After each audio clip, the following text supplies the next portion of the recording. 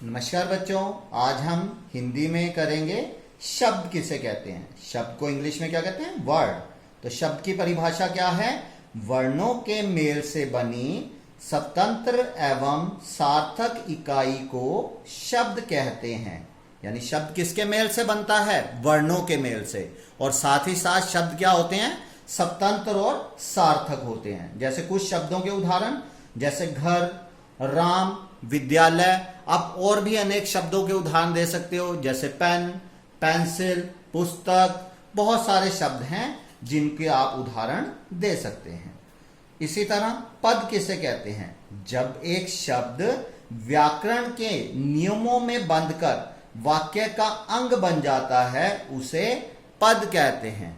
तो आपने यहां देखा, शब्द क्या होता है? स्वतंत्र होता है, सार्थक होता है। लेकिन जब वही शब्द व्याकरण के नियमों में बंधकर किसी वाक्य का अंग बन जाता है, तो वही शब्द क्या कहलाता है? पद। जैसे राम घर से विद्यालय जाता है। अब देखिए यहां पे घर, राम, विद्यालय जब अलग अलग प्रयोग किए, स्वतंत्र रूप से प्रयोग किए, तो यह क्या कहलाए? शब्द। लेकिन जब यही शब्द इस वाक्य का अंग बन गए, तो यहां पर राम, घर, विद्यालय क्या बन गए? पद। जैसे मोहन गेंद से खेलता है, तो यहां मोहन, गेंद व्याकरण के नियमों में बंधकर वाक्य का अंग बन गए, तो ये मोहन गेंद क्या हुआ? पद कहलाए। इसी तरह शब्दों का वर्गीकरण। शब्दों को हम कई प्रकार से वर्गीकृत कर सकते हैं। जैसे पहला है उत्पत्ति के आधार पे। उत्पत्ति के आधार पे शब्द के कितने भेद हैं? 5। जैसे तत्सम, तद्भव, देशज, विदेशी और संकर शब्द। इनको हम बाद में पढ़ेंगे। रचना के आधार पर शब्द के 3 भेद हैं, रूढ़, यौगिक, योग रूढ़। इनकी चर्चा भी हम बाद में करेंगे। अर्थ के आधार पर शब्द के भेद। अर्थ के आधार पे कैसे हैं? जैसे एकार्थी शब्द। नाम से ही पता चल रहा है कि जिन शब्दों का अर्थ हर परिस्थिति में एक सा निकले, उसे एकार्थी शब्द कहते हैं। जैसे दीवार, लोहा, तो इन सबका एक ही अर्थ निकल रहा है, तो ये एकार्थी शब्द हैं। अनेकार्थी शब्द। अनेकार्थी क्या होते हैं? वे शब्द जिनके एक से अधिक अर्थ निकले, तो उन्हें क्या कहेंगे? अनेकार्थी शब्द। जैसे मैंने शब्द प्रयोग किया कल, तो कल के अनेक अर्थ निकल सकते हैं। जैसे कल बीता हुआ कल, कल आने वाला कल। कल का एक अर्थ होता है मधुर ध्वनि, तो ये क्या हुआ? अनेकार्थी शब्द। इसके बाद है विपरीतार्थक शब्द। विपरीतार्थक का अर्थ क्या होता है? उल्टा। जैसे दिन का विपरीतार्थक रात, लाभ का हानि। इसी तरह पर्यायवाची शब्द।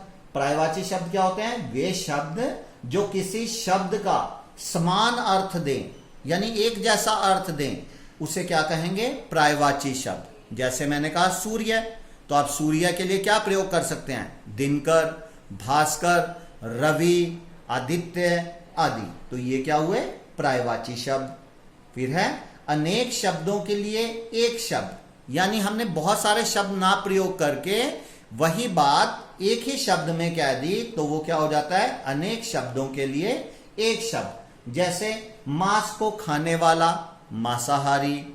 ईश्वर को मानने वाला, आस्तिक। तो मांसाहारी, आस्तिक, ये शब्द क्या हैं? अनेक शब्दों के लिए एक शब्द का प्रयोग हमने कर दिया। इसी तरह श्रुति सम भिन्नार्थक शब्द। नाम से ही पता चल रहा है, श्रुति सम यानी सुनने में समान, और भिन्नार्थक लेकिन अर्थ भिन्न भिन्न यानी अलग अलग। जैसे मैंने शब्द प्रयोग किया अवधि। अवधि, जो अवधि है वो किस लिए प्रयोग होती है? समय के लिए। और अवधि एक भाषा है। इसी तरह विकार के आधार पे शब्द के 2 भेद हैं, विकारी और अविकारी। इसकी चर्चा हम अभी करेंगे। इसके बाद है प्रयोग के आधार पे। तो प्रयोग के आधार पे भी शब्द के 2 भेद हैं, सामान्य शब्द और पारिभाषिक शब्द। सामान्य शब्द कौन से होते हैं? जिनका प्रयोग हम सामान्य जनजीवन में करते हैं। जैसे हाथ, पैर, सुबह, शाम, हम सामान्य तौर पे प्रयोग कर रहे हैं, तो ये सभी शब्द क्या हुए? सामान्य शब्द। और पारिभाषिक शब्द क्या होते हैं? ऐसे शब्द जो ज्ञान विज्ञान या विभिन्न व्यवसाय के क्षेत्रों से जुड़े होते हैं, उन्हें पारिभाषिक शब्द कहते हैं। जैसे अगर हम भौतिक विज्ञान में देखें तो घर्षण, परावर्तन, घनत्व, ये शब्द क्या हैं? विज्ञान से जुड़े हुए शब्द हैं। तो ये शब्द क्या हो गए? पारिभाषिक शब्द। तो जैसा हमने बताया था कि आज हम दो शब्दों के बारे में पढ़ेंगे, जैसे विकारी शब्द और अविकारी शब्द। तो पहला है बेटा विकारी शब्द। विकार से ही पता चलता है, विकार का अर्थ क्या होता है? बदलाव या परिवर्तन। तो विकारी शब्द की परिभाषा क्या हुई? जिन शब्दों में लिंग, वचन, काल, कारक आदि के कारण विकार या परिवर्तन होता है, उन्हें विकारी शब्द कहते हैं। यानी वे शब्द जिनमें विकार आ जाए, जिनमें बदलाव आ जाए, वो शब्द क्या कहलाएंगे? विकारी शब्द। जैसे लड़का, तो लड़का का अगर हम लिंग परिवर्तन करें तो लड़का का क्या बन जाता है? लड़की। ऐसे ही पुस्तक का बदलाव कैसे आ सकता है? पुस्तकें, वह का वे, जाना का जाएगा। तो इस तरह से इन शब्दों में विकार आ जाता है, परिवर्तन आ जाता है। तो ये शब्द क्या हैं? विकारी शब्द।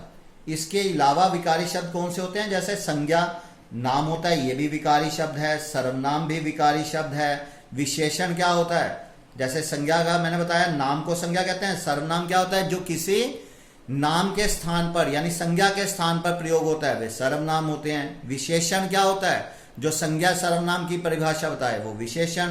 क्रिया, जिससे कार्य के होने का पता चले, तो संज्ञा, सर्वनाम, विशेषण, क्रिया, ये सभी क्या हैं? विकारी शब्द हैं। इसी तरह अविकारी शब्द, जिन शब्दों में लिंग, वचन, काल, कारक आदि के कारण विकार या बदलाव नहीं होता, उन्हें अविकारी शब्द कहते हैं। अ मतलब नहीं, विकार मतलब परिवर्तन। तो जिन शब्दों में परिवर्तन नहीं होता वो क्या होते हैं? अविकारी शब्द। जैसे कल, परसों, अरे। तो अब कल, परसों, अरे, इनमें आप कोई भी बदलाव नहीं देखेंगे, तो इसलिए ये अविकारी शब्द हैं। इसी तरह अविकारी शब्द कौन से होते हैं? क्रिया विशेषण शब्द, संबंध बोधक, समुच्चय बोधक, विस्मयादि बोधक और निपात, ये सभी क्या हैं? अविकारी शब्द हैं। जैसे क्रिया विशेषण, क्रिया विशेषण क्या होता है? जो क्रिया की विशेषता बताए। जैसे राम धीरे धीरे चलता है, तो चलना क्रिया होगी और क्रिया की विशेषता क्या होगी? धीरे धीरे। तो धीरे धीरे शब्द में कोई भी परिवर्तन नहीं होता, तो ये क्या है? अविकारी शब्द। संबंध बोधक में जैसे राम की पुस्तक, तो की, का, के, की, ये सब क्या है? संबंध बोधक। तो का, के, की में अंतर नहीं होगा, तो संबंध बोधक भी क्या हुआ? अविकारी शब्द।